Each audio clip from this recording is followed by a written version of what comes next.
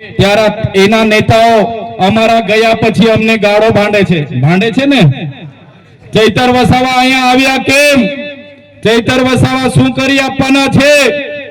આવું બધું બોલે છે કેમ કે ભાજપના નેતાઓને ખબર પડી ગઈ છે કે હવે ચૈતર વસાવા સાથે આ વિસ્તારના લોકો જાગી ગયા છે અને આવું ચાલશે। આવનારા દિવસોમાં એ લોકોના ગરબા ઘરે જતા રહેવાના છે। ગભરાઈ ગયા છે। ત્યારે લોકોને કહેવા માંગુ છું, અમારે એટલા માટે આ વિસ્તારમાં આવવું પડે છે। 30 વર્ષથી ભારતીય જનતા પાર્ટીને અહીંની લોકોએ મત આપીને તમને સરકારમાં મોકલ્યા છે।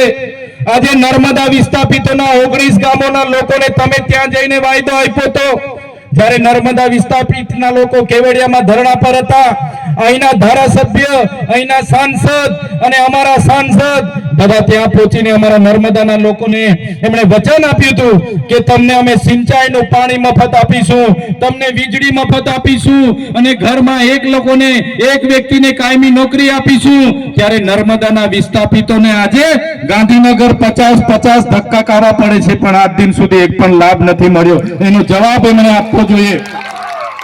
એમનો જવાબ કેમ નથી આપતા?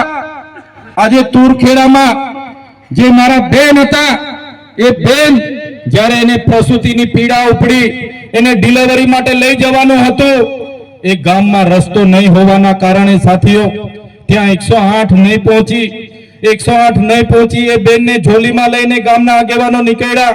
3 કિલોમીટર ચાલતા બેનનું રસ્તામાં પીડાથી તડપીને એનું મૃત્યુ થયું। એક નાના બાળકને જન્મ આપીને માતા ગુજરી ગયા। ત્યારે અમે ઘરે ગયા, એ બેનને મળ્યા, એના પરિવારને મળ્યા અને એ બેનના પરિવારનું નાનું બાળક અમે જોયું। જ્યારે એની દુઃખ અમે મહેસૂસ કરીએ છીએ, ત્યારે આ વિસ્તારમાં આવીને એ વિસ્તારના લોકોનો રોડ બને એના માટે અમે આવીને તમને રજૂઆત કરીએ છીએ। અહીંના નેતાઓ કહે છે કે ચૈતર વસાવા તુરખેડા કેમ આવ્યા? તો આ તુરખેડાના લોકોને આજ દિન સુધી તમે તમારા મત બેંક તરીકે ઉપયોગ કર્યો છે। એ બહેનોને ક્યારે તમે પોતાની બહેનો માની નથી, આ વિસ્તારના લોકોને ક્યારે તમે પોતાના લોકો માન્યા નથી। એટલા માટે જ આજે પણ તમે રસ્તા બનાવ્યા નથી અને એ લોકોનું દુઃખ જ્યારે અમે મહેસૂસ કરીએ છીએ, ત્યારે અમે દોડતા આવીએ છીએ એમના દુઃખમાં સહભાગી થવા માટે। તમે કેમ ત્યાં નથી જતા? તમે કેમ રસ્તા નથી બનાવતા? ત્યારે એ નેતાઓને કહેવા માંગુ છું, જે દિવસે તમારી પોતાની બેન, જે દિવસે તમારી પોતાની દીકરી આ પ્રકારની એમ્બ્યુલન્સ ન પહોંચવાથી ઝોલીમાં લઈ જતા મૃત્યુ પામશે ને, તે દિવસે તમને ખબર પડી જશે કે આ વિસ્તારના લોકોનું દુઃખ શું છે। આ વિસ્તારના લોકોને જે હેરાનગતિ થાય છે, આજે અહીંયા કાંદા ગામ છે।